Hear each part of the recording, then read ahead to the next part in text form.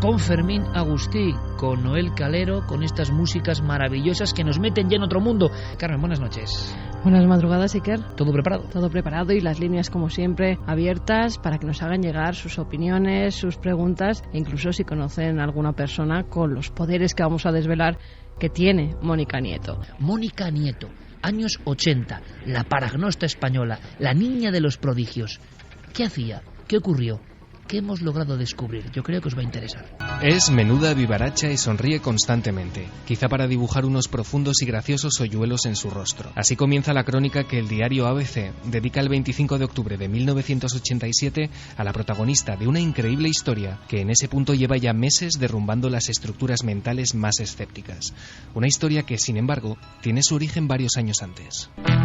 No heat. No hay calor. Dice que se va a romper. You see? The metal is being melted down. Que se funde el metal. Mónica Nieto, de 5 años, es la mayor de los 3 hijos de un humilde matrimonio de Cáceres. Los pequeños, junto a su madre, observan los coletazos de un momento televisivo que acaba de conmocionar al país. Sin más pretensiones que las propias de un juego, la mujer propone a sus hijos que intenten emular a ese joven israelí que tiene a toda España pendiente de sus supuestos poderes psíquicos. 2 de los niños no obtienen ningún resultado, pero al comprobar la cuchara sobre la que Mónica ha estado concentrándose, la sorpresa es mayúscula. Está claramente deformada. Javier Sierra. La verdad es que me quedé muy sorprendido. Si se trataba de un truco de prestidigitación, Mónica lo hacía muy bien, pero yo no tenía razones para sospechar eso, y menos de una niña tan joven como era Mónica en aquel tiempo. Durante varios años las capacidades de Mónica quedan estrictamente reservadas a su ámbito más íntimo y cercano.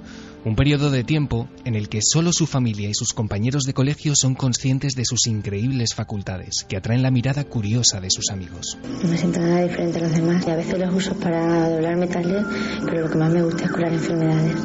Me gusta tenerlo, pero lo hago solamente de vez en cuando. Hay gente que, por ejemplo, tiene miedo de que le diga cualquier cosa y tal. Es en febrero de 1987 cuando el Centro de Estudios Parapsicológicos de Extremadura se interesa por su caso. Mónica acepta que los integrantes de una comisión creada ex professo le realicen profundos exámenes. Algunos de ellos tienen lugar en el Hospital General de Cáceres y se utilizan los más diversos métodos, incluyendo electroencefalogramas o la aplicación de electrodos de aguja bajo la piel. El equipo multidisciplinar encargado de la investigación está formado por un psicólogo clínico, un doctor en medicina especialista en epidemiología, un psiquiatra, un doctor en ciencias físicas, un químico, una diplomada ATS y 3 parapsicólogos. No es una cosa que yo digo, bueno, sí, y ya está, ¿no? O sea, que yo he querido hacer pues una demostración de que es cierto para que nadie pueda decir que es mentira. A pesar de ciertos bloqueos psicológicos, Mónica es capaz de doblar a distancia una varilla de metal introducida en un tubo y de reproducir con ella las figuras que previamente los especialistas han dibujado en una cartulina. El porcentaje de éxito en las pruebas de psicoquinesis alcanza el 85%. La niña consigue incluso doblar metales a 50 centímetros de distancia y con una pantalla de cristal entre ella y las muestras. Aún así, surgen algunas críticas en torno al procedimiento utilizado. Enrique de Vicente. Hay que dejarles libertad a los niños y a los muchachos para que no se sientan controlados. Pero si tú le dejas un tubo metálico con determinado tipo de metales, es posible, y eso se demostró en la Sociedad Española de Parapsicología, doblarlos golpeándolos de una forma adecuada si son metales muy finos. Ha habido otros fuera de este sector que sí dieron por válido el caso de Mónica Nieto, pero eso va a ser cuestionado siempre a nivel científico. Por eso no dio un salto el caso de Mónica Nieto dentro de la Parapsychological Association. En el detallado informe que se elabora se llegan a recoger actas notariales de las experiencias más espectaculares. Su porcentaje de éxito en el campo de la precognición alcanza el 95%. Sencillamente no hay precedentes. Durante 2 largos años la colaboración de la niña es total. Investigadores norteamericanos y alemanes se interesan por su caso y Mónica comienza una peregrinación por estudios de radio y televisión tanto dentro como fuera de nuestras fronteras. Sus apariciones en programas de Japón o Italia son seguidas con expectación por la audiencia.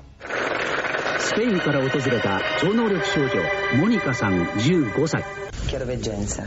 ¿Colores? Sí. ¿Sí? Gris. Grigio.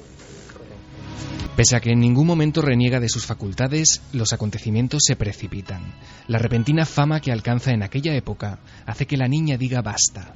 Hastiada de una exposición pública no siempre voluntaria y de ser vista como un mero espectáculo para algunos medios de comunicación, Mónica opta por un férreo silencio que nunca ha vuelto a romper desde entonces. Supongo que Mónica al fin y al cabo era una niña y no quiso verse implicada en esto. Su familia dio un paso atrás, ella desapareció de la escena pública y los que nos apasionaba su historia y estábamos pendientes de las investigaciones, pues terminamos un tanto frustrados. El hecho de que aparecieran los medios de comunicación es definitivamente negativo. Yo durante décadas a los testigos les he recomendado no aparecer, por muy periodista que yo fuera, porque he visto las desgracias que se abatían sobre los testigos. Acababa convirtiéndose al final en un circo. Mónica terminó por orientar su vida hacia las terapias alternativas, pero quienes la conocen aseguran que hoy en día sus capacidades permanecen intactas. El resto solo podemos respetar su silencio, mientras esperamos pacientemente a que la que en su día fue etiquetada como la mayor dotada psíquica de nuestro país decida alzar de nuevo su voz. Año 87, solo había una televisión. El ABC, me imagino que sigue, y lo sé, sigue vendiendo muchos periódicos como La Prensa, pero ha entrado la prensa de papel en una crisis evidente. En aquel momento, hace prácticamente 27 años, el impacto era similar a un programa de gran éxito en la televisión de hoy, y quizá me quede corto. A todo titular, Mónica, los fenómenos paranormales de una niña normal y corriente. Y yo hablaba de Ricardo Domínguez, el sabueso de los sucesos de ABC. Cierto momento, él, en su crónica, parece perder la objetividad, en el sentido de que la propia Mónica hace algo que le acaba por convencer. Dice: este es un fenómeno, por otro lado, que quizá pueda ser objeto de escepticismo por parte de muchas personas, aunque quien redacta estas líneas se vea obligado a asegurar con todo rigor que la pequeña Mónica no solo dobla objetos metálicos con la mente, sino que además él mismo, se refiere al periodista evidentemente, quiso realizar de motu propio uno de esos experimentos y obviamente con la ayuda mental de la niña logró torcer un tenedor simplemente acariciándolo como si el objeto metálico fuera plastilina. Hay muchas preguntas y muchas cuestiones. Una niña de 12 a 14 años, esa franja, manejaba la prestidigitación con esa maestría. Es cierto que hubo actas notariales, que hubo científicos. Es tan fácil engañar a los científicos. Hemos sabido de casos en torno a médiums importantísimas, pero ya muy ajadas, ya con mucha carretera, ya con mucha historia, ¿no?, en su biografía. Pero una niña, ¿ha habido casos similares? Quizás solo los casos del primitivo espiritismo pueden adjuntarse a la categoría de fraude o engaños. ¿Qué pasó con Mónica Nieto? Clara Tauces, compañera, buenas noches. Muy buenas noches, Iker. Tú estuviste conociendo de primera mano, yo no llegué a esta historia, y tú sí. Y yo creo que por eso tu testimonio es fundamental, como el de un buen, queridísimo amigo extremeño que va a estar ya, o está ya con nosotros, perfectamente, me dice Fermín Agustí, que sí, vamos a saludarle. Gonzalo Pérez Arro, buenas noches. Hola, buenas noches, Iker. Te agradezco muchísimo, porque sé que te meto en una faena a estas horas, porque has tenido un día muy atareado, pero sé que esto es importante, porque es parte de esa Extremadura mágica, además, que vamos a celebrar juntos en Mérida el 31 de mayo, y que realmente hay tantos misterios, primero en torno a Mónica, en sí, a los poderes que tenía, y luego en torno al increíble silencio, porque de ser un caso con estas características, bueno, pues es un caso que yo creo que no tiene parangón a nivel mundial. Clara tiene algunas estadísticas. Saludamos, por supuesto, a Santiago Camacho, compañero, buenas noches. Buenas noches, Iker. Y Javi Pérez Campos, buenas noches. Buenas noches, Iker. Ojo, hacemos un llamamiento, si quieres, ya en un retazo brevísimo, porque si esto es de película, la niña que junto a la madre ve hacer un juego y parece que tiene poderes paranormales, vamos a intentar descubrirlo. Lo que está pasando en algunos lugares de Sevilla también es de película de terror de otro tipo, de aquellas películas de arañas en concreto. Si no os gustan las arañas, si tenéis aracnofobia, es mejor que no escuchéis el tema que viene a continuación. No por nada, no queremos alarmar, pero está ocurriendo algo y queremos pedir también ayuda e información desde este mismo instante en las redes sociales. Sí, está ocurriendo en la localidad de Dos Hermanas, en Sevilla, concretamente en el barrio de Montequinto. Allí están alarmados, muy alarmados, por la presencia en gran cantidad de un tipo concreto de araña muy venenosa que ha producido daños tremendos en las personas que han sido víctimas de estas picaduras. Y de hecho, Iker, hay una escena que, como tú decías, es muy de película, y es que decenas de farolas, de murallas, de fachadas de edificios han sido empapeladas por unos carteles en los que aparece una fotografía de esta araña tremenda y un mensaje que dice: aviso importante, la plataforma por la mejora de Montequinto y vecinos informan, la araña reclusa parda, altamente venenosa, se está extendiendo por el barrio de Montequinto. Pues será bueno además poner puntos y IES, ¿no?, en el aspecto de tampoco causar un miedo tremendo, porque esta araña creo que es de la fauna lógica de nuestro país. Se están dando informaciones diversas y es verdad que nos ha llegado una gran cantidad de información de personas muy asustadas, y se produce ese efecto de película de invasión de animales que no son muy conocidos y que sí están generando cierto daño, pero ojo, ¿no? Vamos a informar, porque aunque sea un tema que toca de refilo en el misterio, es el misterio sociológico, ¿no?, de cómo una barriada, como varios pueblos, porque son algunas poblaciones, están con ese miedo, ¿no? Cuando la araña parda reclusa parece que siempre ha estado ahí. ¿Qué estará ocurriendo? Vamos a investigarlo. Clara, vamos con esos informes sobre Mónica Nieto, porque los números, si se pueden decir casi como aldabonazos, sorprenden si son así como nunca en otro dotado que hayamos conocido, ¿no? Sí, porque además en estas pruebas que se le practicaron a Mónica durante prácticamente 2 años, muchas de ellas se hicieron ante notario, ¿no? Entonces, en la primera fase de la investigación... Hubo de verdad actas notariales. Sí. Y además, a ver, otra cosa es que estos porcentajes me parezcan demasiado altos, ¿no? Pero realmente, yo por lo que tengo entendido, estas investigaciones se llevaron a cabo con personas que tenían amplios conocimientos, era un equipo multidisciplinar, ¿no? Había psiquiatras, había psicólogos, médicos, pruebas en el Hospital Central de Cáceres. Nos sorprende, ¿no? O sea, nos parece increíble hoy. Sí, y bueno, de estas pruebas se empezó haciendo una primera fase que eran pruebas de experimentos PK, que bueno, sería pues, para que nos entendamos, el poder modificar de alguna forma la materia, ¿no?, con la mente. Entonces, en este caso ya lo que hacía, ya tenía un poco la fijación de utilizar los tenedores, que era con lo que había empezado, y sin el tenedor no podía, o ella creía que no podía realizar estos doblajes de metales, ¿no? Sin embargo, se hicieron pruebas con contacto, es decir, tocando el tenedor o cucharas u otros objetos metálicos, y de las 325 pruebas, 272 fueron positivas. Repite eso, Clara, por favor, sí. Porque yo creo que estamos hablando de unos números, luego lo comentamos, únicos en la historia, si son así.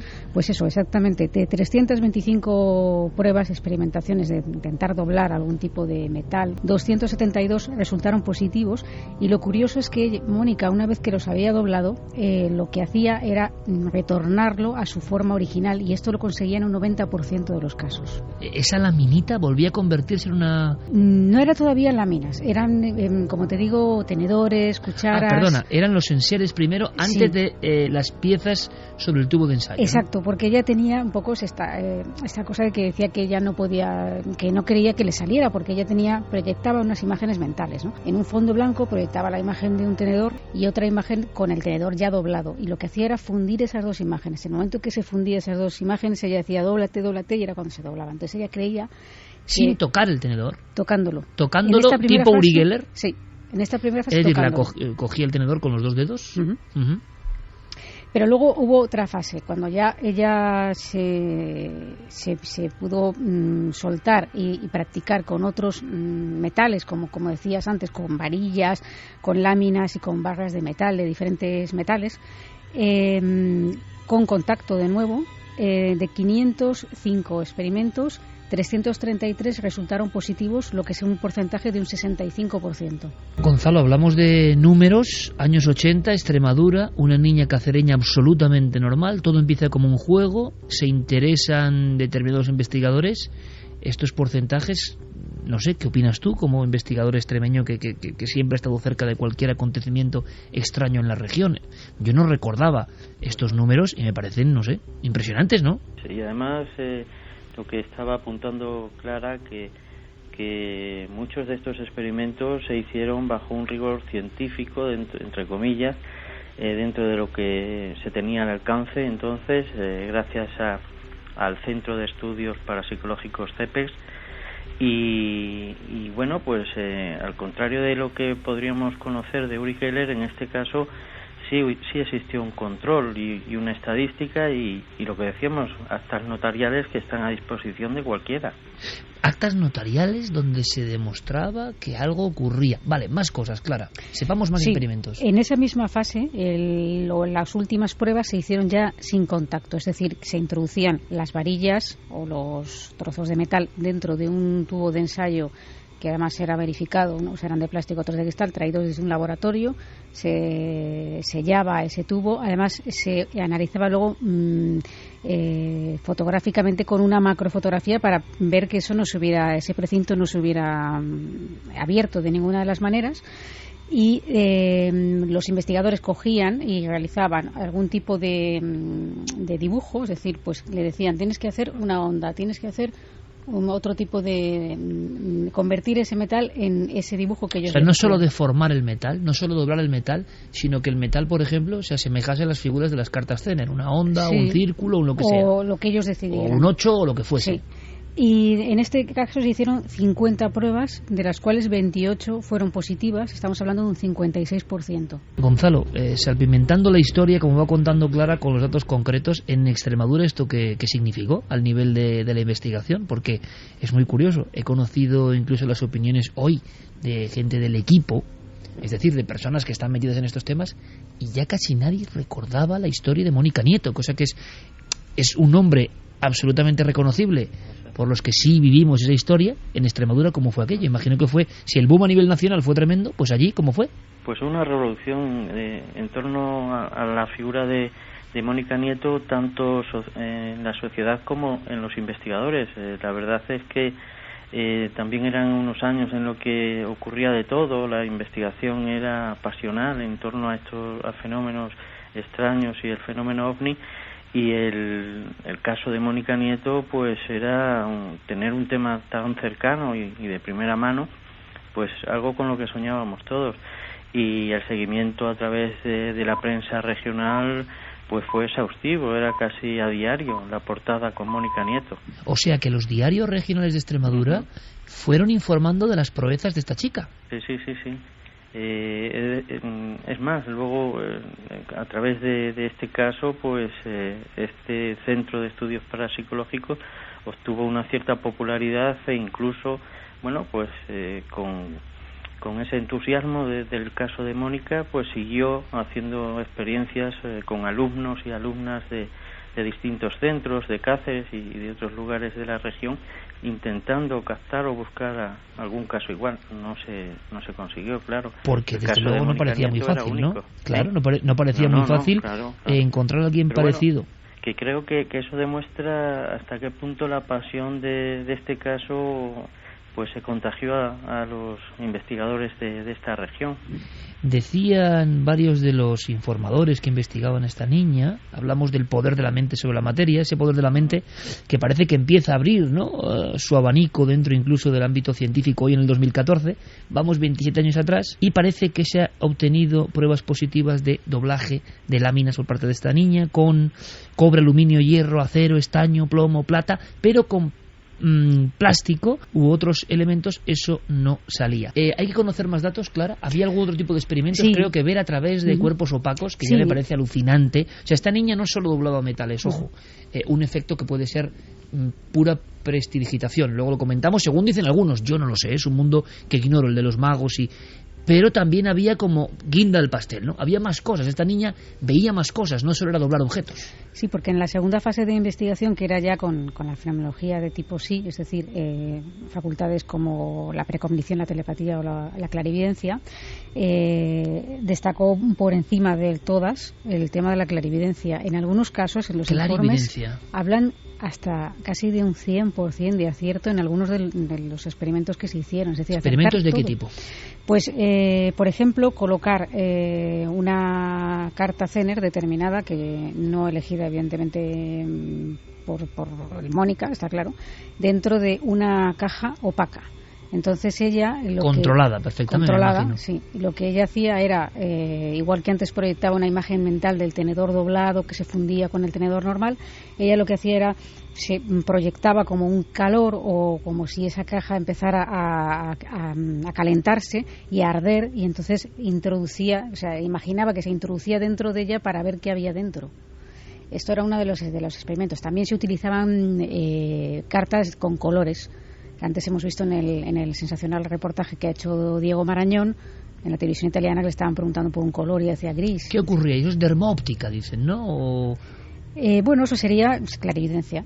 Es decir, poder ver algo que está oculto a nuestros ojos. Porque la dermóptica es ¿Acertaba? Sí, acertaba en porcentajes bastante elevados, sobre todo en el tema de la clarividencia, era lo que más destacaba de todas. Las facultades, sí. Y luego hay un par de datos curiosos en cuanto a las claves de lo que Mónica experimentaba o cómo esto afectaba a su cuerpo.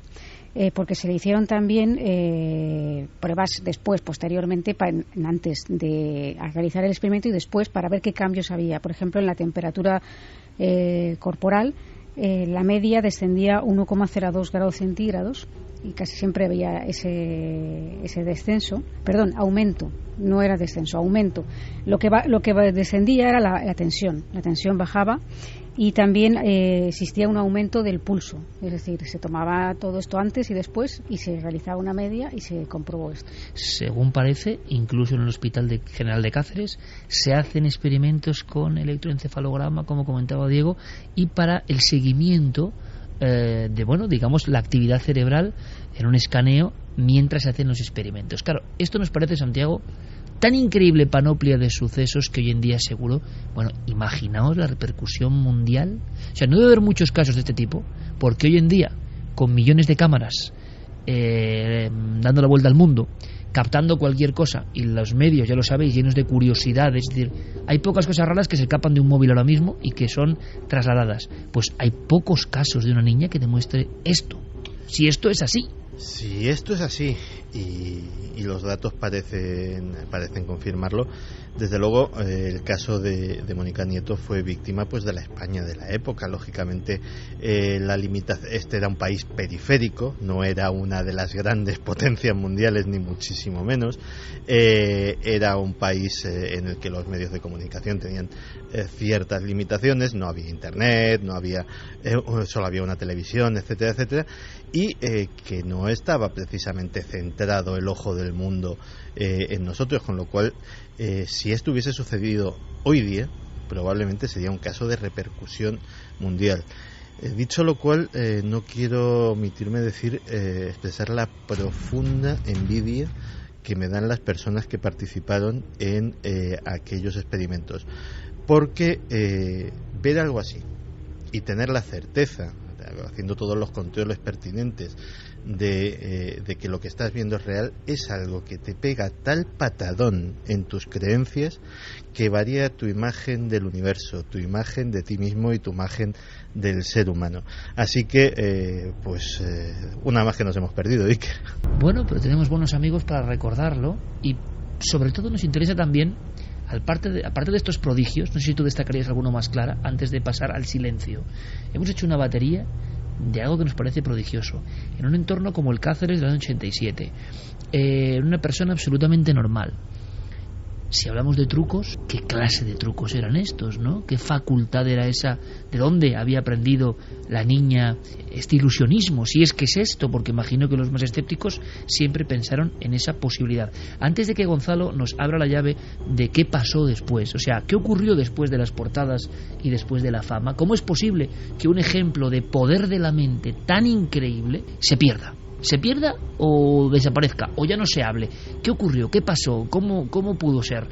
Carmen, ¿qué opina nuestro público? Porque yo no sé, también hay gente, evidentemente, de las nuevas generaciones, si esto lo consideran absolutamente imposible, si esto forma parte de otras fantasmagorías del pasado que ya mucha gente no puede creer, o, sin embargo, si hay personas que evidentemente creen que esto puede producirse. Es muy heavy el caso, en palabras llanas, ¿no? Es decir, no es hablar de alguien que intuye, no, es doblar objetos. Luego hablaremos un poco de las polémicas, pero doblar objetos en hospital con control aparente con científicos, con actas notariales. ¿Qué opina nuestro público? Bueno, la polémica en las redes es si esto que hacía Mónica Nieto es porque el cerebro utilizamos solo una parte muy pequeña de él o no. Unos dicen que eso es mentira, que no utilizamos tan solo el 1%, están diciendo algunos, y otros diciendo que es verdad que no utilizamos toda la parte del cerebro y que hay personas con esas capacidades precisamente porque sí la utilizan. Vamos con mensajes. Rosa Álamo decía: la mente es capaz de hacer prodigios que todavía desconocemos. ACB: qué manía de experimentar con las personas extraordinarias. Por más que experimenten, los científicos no los creerán. María José Pulido: se dice que cuanto más se desarrolla la precisión de los instrumentos de medida, más pequeños son los objetos movidos. Miguel Delgado: ¿pudo existir una transportación de energía de Uri Geller hacia Mónica? Claudia Domingo dice que se perdió un caso tan impresionante por los comentarios de la gente y del que pensarán. Entidad oscura: yo creo que estas personas saben controlar y enfocar los impulsos eléctricos cerebrales para realizar estos doblamientos. Diego Cozar Lobo: la mente lo puede todo, solo tienes que creer en lo que puedes hacer. Mariposa Delirante dice: el poder de la mente es infinito y está en todos, pero no todos tenemos la capacidad de que aflore. Álvaro Martín: seguramente perdimos un caso tan espectacular por el tratamiento y comentarios que generó en la sociedad. Es curioso Juan y esto. Medina, acaba. Juan porque... y Medina decía: hola, buenas noches. Maravilloso programa. Recuerdo yo niña cuando salió Uri Geller en televisión. Mi primo, 2 años menor que yo, doblaba las cucharas con solo tocarlas y concentrarse. Yo lo vi y casi no lo podía creer. Parecía de mantequilla. Mi tía, su madre, le prohibió que volviera a hacerlo. Y ojo que estamos ante dos cosas importantes: el tratamiento que se le daba a estos temas, aunque yo no creo que el de Mónica Nieto, en este caso, lo que estamos leyendo o revisando, sea un tratamiento circense ni mucho menos. Se refería Enrique a que él ha aconsejado a muchos testigos que no vayan a programas que son más bien de la década de los 90, no en los 80, ¿no? Donde sí que hay un auténtico espectáculo y evidentemente es más chanza y burla muy divertida, ¿no? Que es lo que a algunos les parece el misterio quizá y no lo entendemos muy bien. Entonces la sensación que tenemos es que todavía no ha llegado esa parte, ¿no? Digamos de reírse del misterio, que es algo que nosotros, si podemos, siempre intentaremos evitar, ¿no? Nos parece algo muy serio y, como dice Santiago Camacho, que puede cambiar una vida para bien, yo creo. Esta niña prodigiosa, ¿qué ocurrió con ella? ¿Qué pasó? ¿En qué momento todo esto se trunca? Y luego, una segunda cosa, que no parece baladí. Y Santi aquí es el mayor, hay que decirlo. Y quizás recuerde esa emisión de Uri Geller, porque Mónica parece que es después con la radio, una emisión de radio, cuando ¡pum!, hacen el experimento porque su madre, bueno, pues como un juego. ¿Cuántas personas? Que eso es un misterio que había que analizar.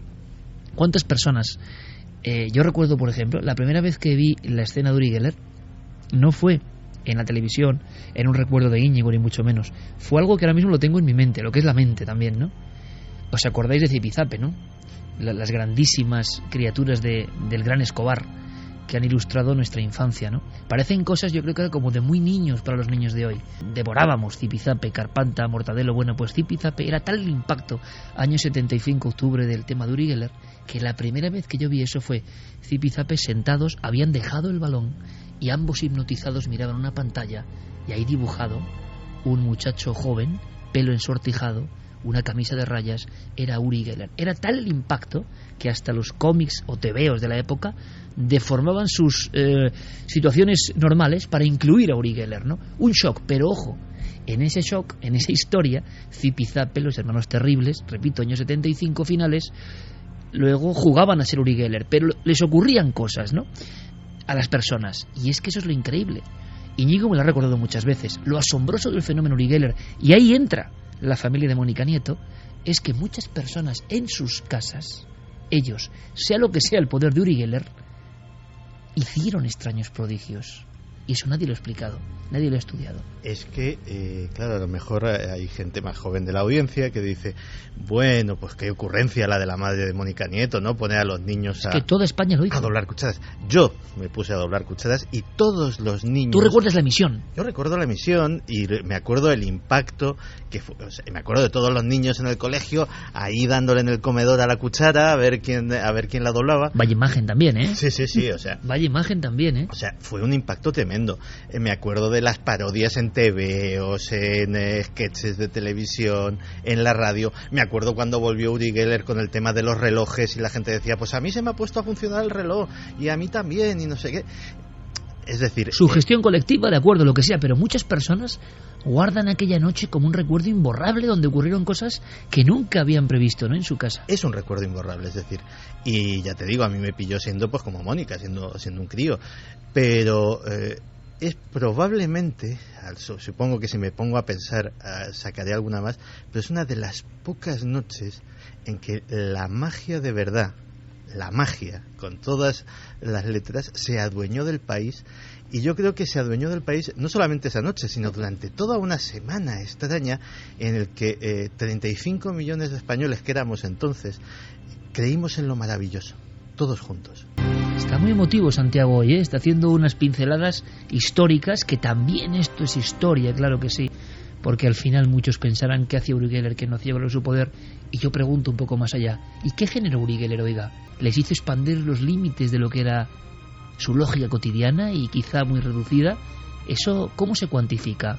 Eso no es un fraude, eso ocurrió de verdad. Y vamos a una magia que de repente se corta. Gonzalo, resulta que Mónica Nieto, como tú nos has contado, Extremadura, periódicos regionales muy conocidos como el Hoy y otros que van informando de los prodigios de Mónica. Mónica que viaja al extranjero, Mónica que es examinada en otros lugares, Mónica que acierta colores de cajas selladas donde hay un sobre dentro, un dibujo.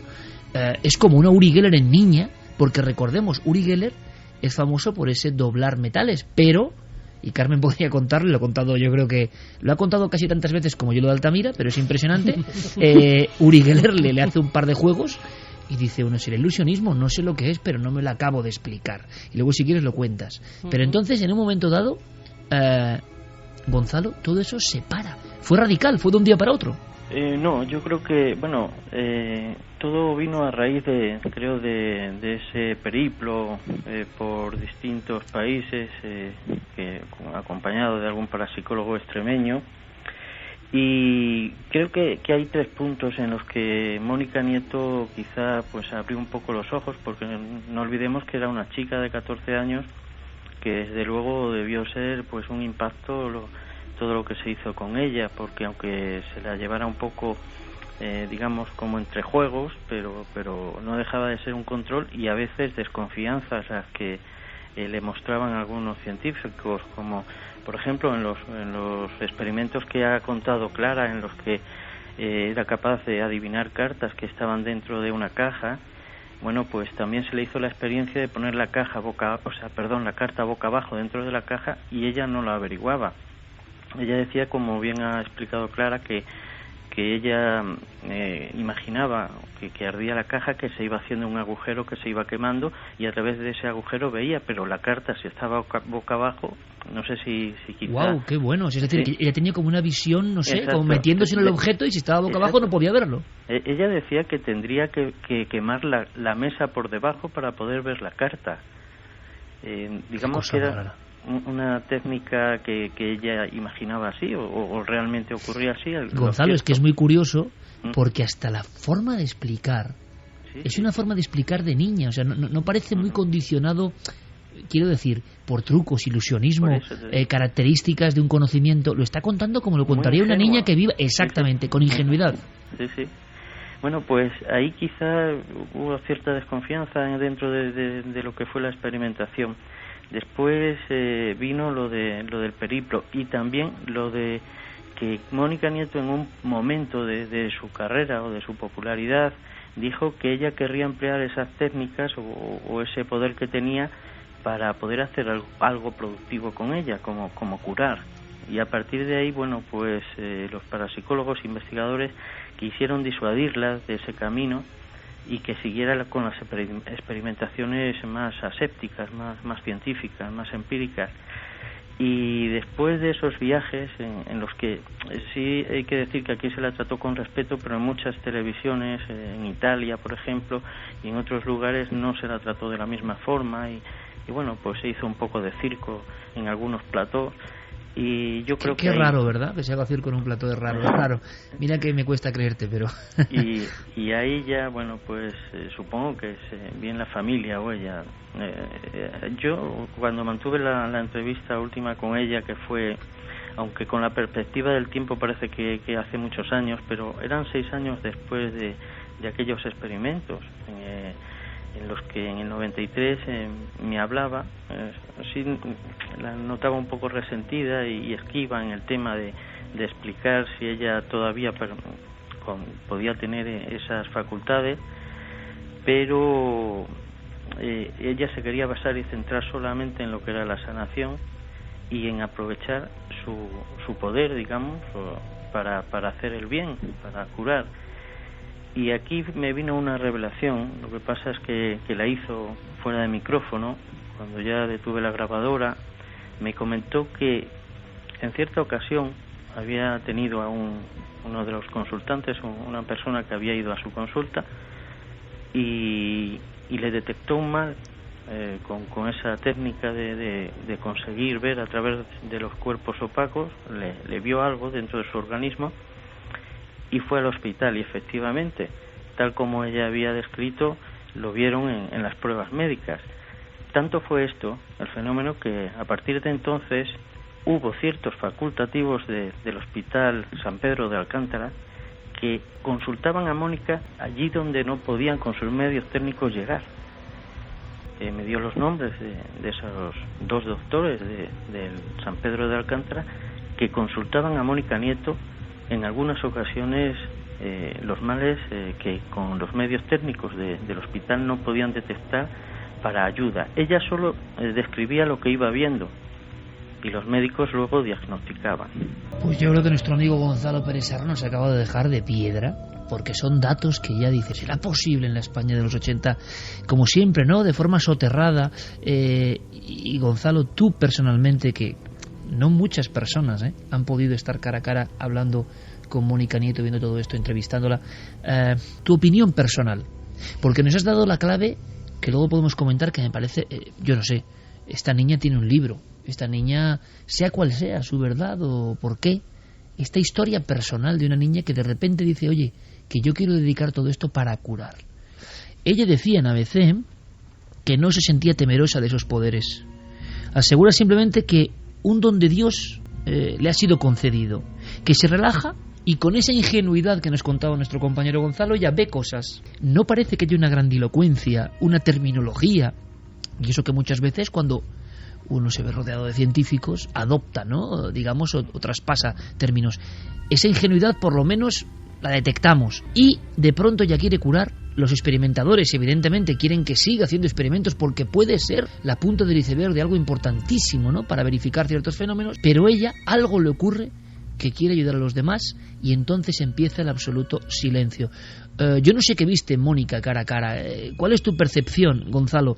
¿Crees realmente que esta muchacha, que es un caso excepcional, que habría que preguntarse, ¿y por qué esta muchacha sí y otros no? O mejor, ¿cuánta gente sí que tiene esto, pero jamás lo ha creído ni se ha puesto a desarrollarlo porque no ha habido ese chispazo, ese momento de demostrar cosas, porque casi nadie cree en esas cosas? Es decir, es un caso excepcional, de acuerdo, pero a ti, hoy, ¿qué opinión tienes en el recuerdo de esta chica cuando la entrevistaste? ¿Qué sensación te dio? ¿Realmente era todo tan auténtico como se nos muestra aquí en este viaje por la historia? Pues te he de decir que sí, que yo, bueno, fui con ciertas reservas y con algún tipo de experimento que quería que me hiciera. Al fin y al cabo, al final todos intentamos lograr una demostración, ¿no? Y bueno, ante la negativa de ella y ante ciertas reservas que tenía ya hacia las personas que nos dedicamos a estas cuestiones, yo soy una persona tímida, pero bueno, luego cuando está uno trabajando, pues parece que se pone otra máscara, y intenté ahondar en lo posible y llevarla un poco al extremo, y sin embargo ella me descubrió la forma de ser que realmente era yo. Vale que puede ser psicología, vale que puedan ser mil cosas, ¿no? O la experiencia ya en tratar con mucha gente, pero lo cierto es que no casaba una cosa con la otra, no casaba que ella pudiera averiguar tantas cosas sobre mí, y sin embargo era una persona que, bueno, pues lo que tú decías, se expresaba de una manera muy diferente a la que podemos hacerlo las personas que estamos interesados en estos temas y que, bueno, nos preocupamos de saber otros casos. Ella no, tenía una ignorancia total, podría decir, con respecto al fenómeno y a otros personajes que puedan haber sido conocidos por estos fenómenos.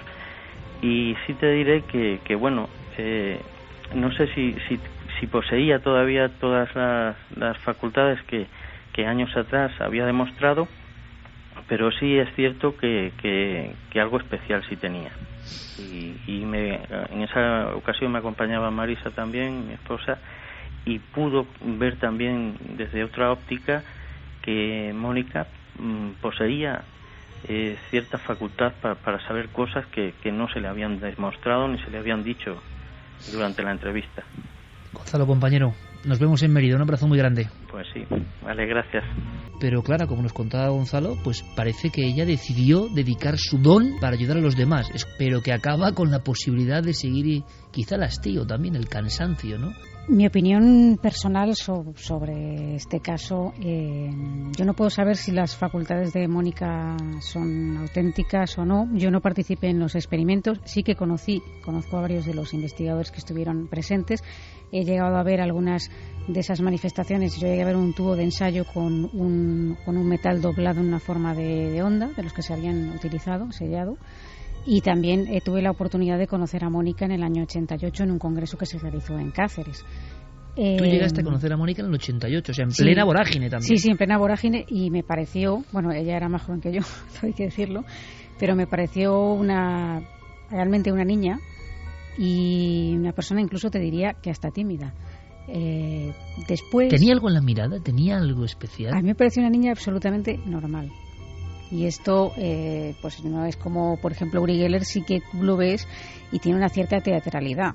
Tengo que decir, y ¿no? magnetismo. Sí, esa mirada, ¿no? Mónica no tenía eso. Yo no detecté eso, por lo menos en aquella época, que me hiciera pensar ningún tipo de malicia.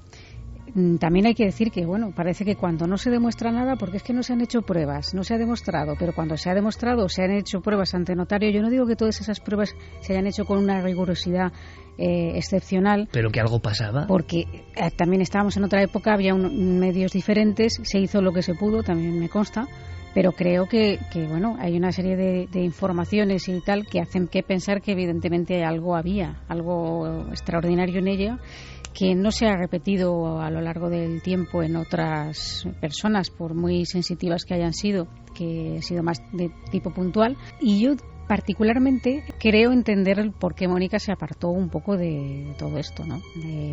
Nosotros contactamos con ella esta semana y tengo que decir que ella pues fue muy amable. Y me comentó que realmente no era por nada en concreto por lo que no quisiera hablar, que era una política que había adoptado hacía ya tiempo, que le seguían llamando de medios muy importantes algunos, que conocía el programa y que si alguna vez se decidía hablar probablemente lo haría aquí porque conoce el tratamiento y le gusta, pero que bueno, ya no estaba metida en eso, ¿no? Y yo entiendo, es decir, esto le pilló siendo una niña y realmente se la sometió a una serie de periplo y de pruebas de toda índole por diferentes lugares del mundo, de la mano de algunos parapsicólogos, que no todos los parapsicólogos que estaban ahí hubo una especie de, eso sí que lo conozco bien porque lo he vivido, una especie de guerra interna entre parapsicólogos, entre egos y demás. Y creo que fueron un poco los parapsicólogos los que se cargaron el caso, es mi opinión. Y creo que ella lo que quiso simplemente es apartarse un poco de todo, de algo que no se le había casi ni pedido opinión, y que cuando ella fue consciente de dónde estaba metida y tuvo que tomar una decisión y elegir qué prefiero hacer en la vida, ser feliz, ser normal o convertirme en este fenómeno mediático que era. Yo creo que ella optó por la decisión, en mi opinión, más sabia. Pero sigue dedicándose a sus cosas anónimamente en Cáceres. No me lo ha confirmado, ni me lo ha desmentido, ni me ha especificado nada sobre eso. Sé que ella tiene el herbolario y que en el herbolario, pues bueno, se dedica un poco a estas terapias alternativas. Esto último yo no lo puedo confirmar porque no lo sé. Ojalá algún día, yo no pierdo la esperanza de que seguro que sí. Quiera hablar si con tiene nosotros. Que ser, será. Y además hay una cosa muy interesante, ¿no? Y es que, bueno, yo os voy a contar una anécdota que seguro que a muchos ya, bueno, no les va a llegar porque no conocen al personaje. Quizá, por ejemplo, a Javi Pérez Campos sí le impresione. A mí hubo alguien en una casa en Madrid, en el Parque de las Avenidas, que me hizo la muestra de cómo Mónica Nieto doblaba los metales, ¿no? Es un señor llamado José Luis Jordán Peña. Yo era muy joven y él estaba todavía estudiando o viendo los análisis porque era como muy problemático. La evidencia era la evidencia, ¿me comprende, Santiago? Es decir, los metales se doblaban y la niña veía dentro de cajas cerradas. Entonces, algo había que hacer. ¿Qué ocurre? Ocurre que José Luis Jordán Peña, necesitaríamos un programa entero para hablar de él, pero una persona de la Sociedad Española de Parapsicología, psicólogo industrial y persona que ha estado envuelta pues en historias como Las Caras de Belmez o Humo y en algunos aspectos un poco más o menos oscuros. Él estaba ahí investigando a Mónica Nieto y estaba francamente preocupado. A mí me lo dijo.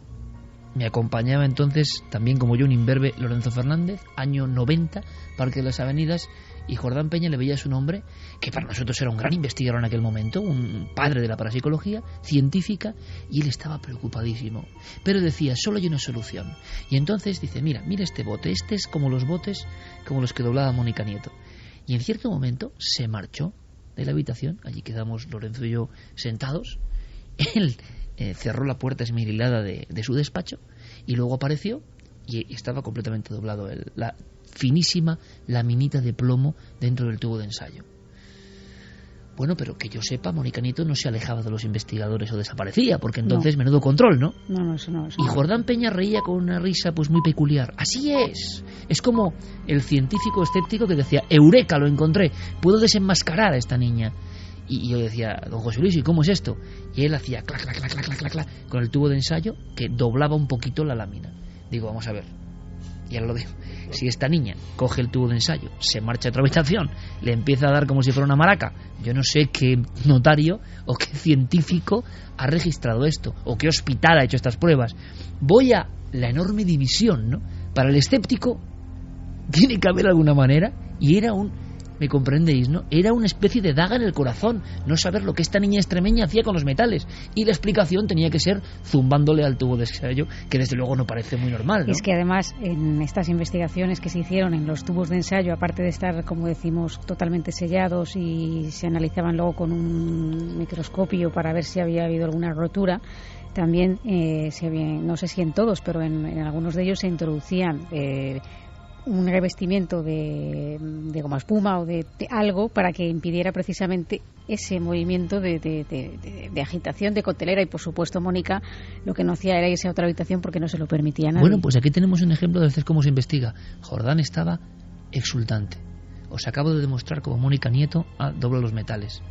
Entonces tú decías, en todo caso, además demostraría algo no encaja aquí. Demostraría que se puede reproducir ese fenómeno, pero que se puede reproducir, todos los fenómenos paranormales se pueden reproducir, sí, claro. Pero que se puedan reproducir no significa que no haya fenómenos auténticos. Nuestro amigo Gonzalo nos ha dejado de piedra, por lo menos a mí, sabiendo que en el hospital de Cáceres había médicos que consultaban a Mónica como radar humano. Mónica Nieto, amiga, si confías en nuestro rigor y nuestra forma de ver las cosas, pues un día nos encantaría que hablases con nosotros, lo que quieras hablar, no vamos a hacer ningún circo, simplemente nos parece una historia humana fascinante, sobre todo porque hay una gran pregunta que es, ¿cuántas Mónicas Nieto hay y no lo saben? ¿Cuántas nunca se van a poner a hacer cosas? ¿Cuántas nunca van a querer demostrarlo porque no creen? ¿No? ¿Y cuántas Mónicas Nieto hay y no lo sabemos nosotros? Sin ¿cuántas duda. Personas en la intimidad de su hogar, conocidos solamente por sus familiares, a veces ni siquiera por ellos, a lo mejor en la soledad de su cuarto, hacen algo que nos parecería milagroso si pudiéramos verlo? Que ahora me voy preparando ya los mensajes para cerrar este tema, pero yo os voy a contar rapidísimamente una historia. ¿Hay algo parecido? Hubo algo parecido. Joaquín de Argamasilla nació en 1905. Su padre, fijaos qué curioso, fue marqués de Santa Cara, fue el presidente de la Sociedad Española de Estudios Metapsíquicos, que sería la parapsicología de hoy.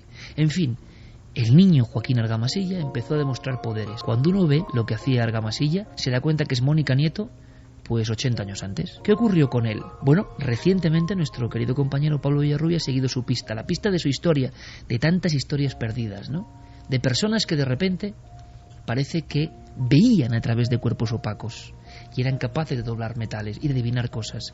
Es curioso también, es como si el prototipo de paragnosta, de persona con poderes, es capaz no solo de hacer una cosa, es como que se ha aproximado a otro velo de la realidad y controla varias cosas. Esas cosas puede que en cierto momento desaparezcan, o no. Argamasilla, ¿cuál era su poder? Pablo nos lo cuenta. Controlado por un notario, además, que observaba toda la secuencia de hechos, metían un papel dentro de una caja de madera generalmente, escribían algo en ese papel o generalmente un recorte de prensa, se cerraba la caja y él, con las manos extendidas, los brazos estirados y los ojos vendados, hacía un esfuerzo para ver a través de esta caja. Según, por ejemplo, Valle Inclán, él comentaba que su mirada atravesaba la rendija de la caja, entraba como una lámina de acero finísima, se quedaba con la imagen que había en la caja y luego volvía a doblarse y volvía a salir de la caja. Esa era la visión, digamos, un poco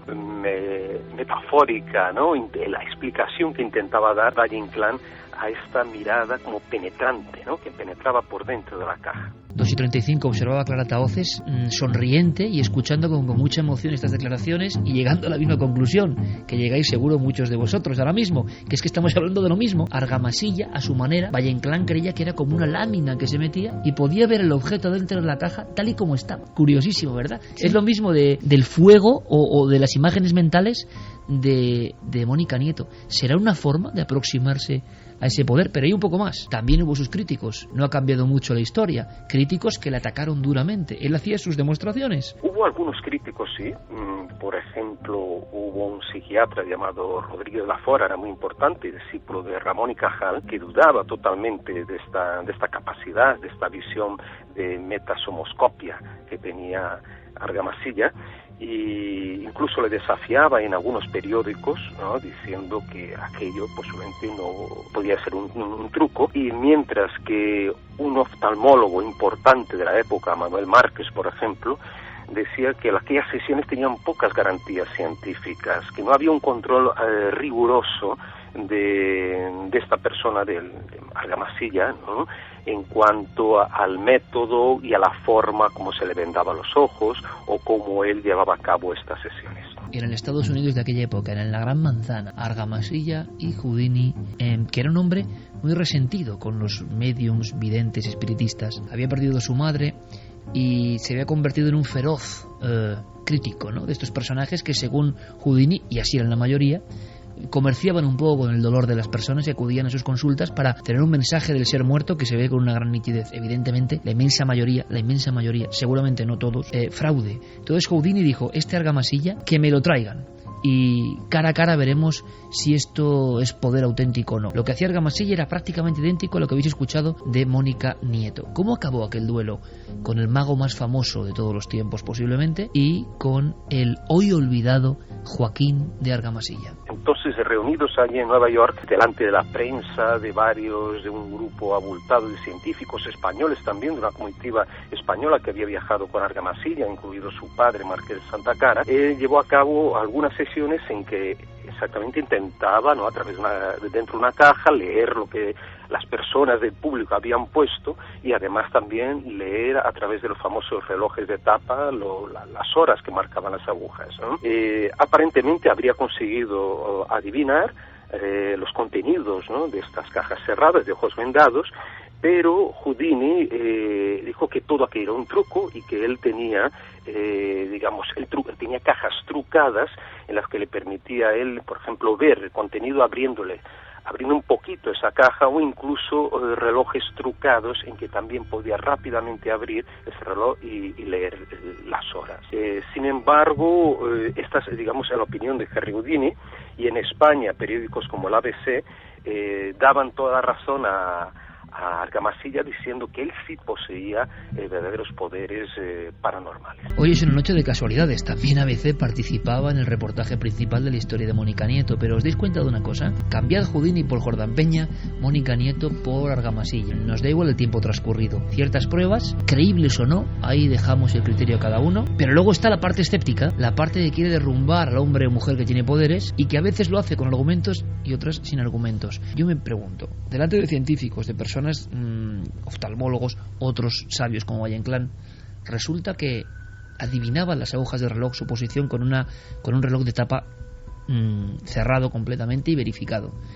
Y dice Houdini que abría el reloj y lo miraba disimuladamente. Pero entonces, vamos a ver, ¿pero qué experimento era ese? Si primero la niña se puede ir a otra habitación y chasquear el tubo de ensayo hasta modificarlo, o Argamasilla delante de los científicos miraba por dentro de la caja. Pues qué experimento. Es que a veces la explicación escéptica me hace pensar que no sé, está también en las antípodas como la otra del sentido común.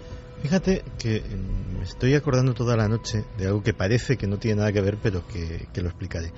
Hace muchos años la NASA encargó a un think tank, a un grupo de expertos, a un panel de expertos, un informe sobre lo que supondría para la humanidad el anuncio de la existencia de vida extraterrestre. Y lo que le dijeron estos expertos a la NASA es que básicamente si algún día se encontraban con esa vida extraterrestre, que se les quitase de la cabeza la idea de anunciarlo, porque haría que los cimientos de la sociedad, de los estamentos científicos, de la religión, de absolutamente todo, empezasen a tambalearse y podía provocar un cambio social. Imagínate que se verificase taxativamente que alguien, un ser humano normal y corriente, como tú, como yo, como cualquiera que nos escucha, es capaz de hacer cosas sobrehumanas, es capaz de hacer cosas desafía a la imposibles. ¿No sería un reto a esas mismas instituciones científicas, políticas, sociales, religiosas, exactamente igual que si nos dicen que hay vida inteligente en cualquier otro planeta? Pues yo creo que en parte de ahí viene ese afán por negar, ese afán por demostrar que es falso, ese afán por ocultar. Dicho por Santiago Camacho. ¿Y qué dice nuestro público, nuestra querida audiencia, Carmen? Pues mira, primero, una duda que ha quedado en la gente, que tú has dicho que el programa se oía más el lunes, el martes, y creen que hay programa lunes o martes. No hay programa lunes o martes. A través de las webs y de cadenaser.com y de ikerjiménez.com, a través de todas las plataformas digitales, de momento. Raúl nos dice, es esencial recordar la extraña desaparición del investigador del cerebro y facultad de Sí, Jacobo Grimberg. Sí, señor. Darvos dice, ¿se sabe si algún oftalmólogo estudió los ojos de Mónica para saber si eran iguales a los de cualquier otra persona? A nivel oftalmológico parece que no, ¿verdad, Clara? No tengo constancia de ello, creo que no. La pregunta también surge porque Diego ha puesto una foto simplemente de los ojos de Mónica y la verdad es que dan una sensación de claridad, de limpieza que te extraña, incluso siendo una niña de su edad. Son unos ojos... Tiene una expresión especial, ¿verdad? Totalmente. JMGS dice, la mente es poderosa y es capaz de muchas cosas inimaginables. Clarividencia, telepatía, telequinesis. Para mí somos capaces de ello. David Guerrero, en referencia a lo que tú decías, sí que él dice que en la revista Psicamma de la Sociedad Española de Parapsicología apareció un artículo de Jordán Peña donde relataba algunos de los trucos que según él usó Mónica Nieto en algunos de los experimentos a los que la sometían. Uno de ellos, para doblar metales dentro de tubos de ensayo, consistía en coger los tubos, moverlos fuertemente, como has dicho, en un descuido y parar el brazo en seco de forma que la lámina de metal impactase contra el propio tubo y se doblaba. Esto es bueno, menudo descuido. O sea, estaban todos los científicos mirando para otro lado, tomándose una copa de brandy, no sé, yo no lo acabo de entender muy bien, pero oye, si así lo dice Jordán Peña... En el mismo artículo comenta algunos trucos más que parece que descubrió Jordán en su análisis de Mónica. Dice que siente no tener a mano ese número para comentar esos otros trucos ni las otras estrategias que usaba. Leonardo Moore, hay tanto farsante que aprovechan la fascinación de todos por este tema que a alguien con ese poder le es casi imposible hacerse creer. Lucía Pinazo dice, estoy segura que Mónica sigue utilizando su don para ayudar a los demás. Antonio Rubio, pues si esta niña solo quería ayudar, sanar y hacer bien a los demás, y eso de las críticas a ella seguro que es por envidia. Usako Utada, si yo tuviera ese don jamás me expondría al público, siempre habrá quien no te crea y desacreditará sin inmutarse. Miguel Delgado, ¿le hubiera funcionado el truco de la cuchara o el de los relojes a Uri Geller a través de la radio? Fue a través de la radio realmente. Lo que le ocurre a Mónica Nieto es una emisión de radio, ojo. Diego lo ha ilustrado con la televisión, pero luego hay algunas reposiciones y algunas invitaciones de Uri Geller a programas célebres de misterio de la época, y en uno de esos programas es cuando la familia conecta, ¿no? Precisamente no es la noche masiva de octubre del 75 por televisión.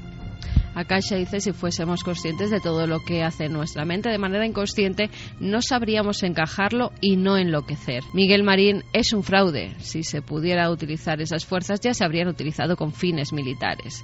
José Manuel sí, quién Estudillo... sabe si no se emplean, ¿no? Esa es la gran cuestión. ¿Qué sabremos nosotros?